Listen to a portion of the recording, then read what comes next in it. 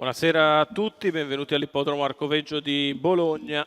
Inizia questa riunione festiva di martedì 2 giugno incentrata sul Gran Premio della Repubblica.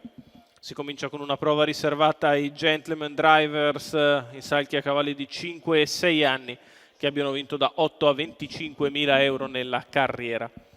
Sono in 6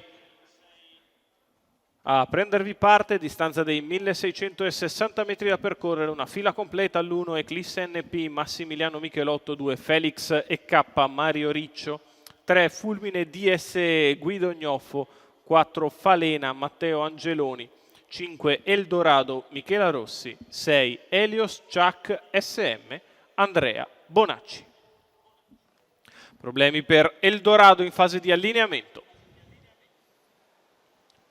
Partiti.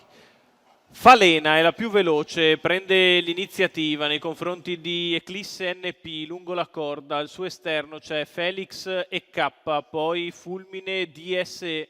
Sulla prima curva Falena è in evidenza nei confronti di Eclisse NP e di Felix EK che prova ad avanzare. 14,4 per i primi 200 metri di corsa con Falena che corre davanti, Felix EK all'esterno, Eclisse NP che rimane seconda alla corda, seconda pariglia per Fulmine DSE, poi alla retroguardia ci sono Helios Chuck SM ed Eldorado. 29,1 per i primi 400 di gara con al comando Falena nei confronti di Felix EK all'esterno con in scia Fulmine DSE, mentre Eclisse NP, la favorita della corsa, è seconda alla corda alle spalle della leader Falena.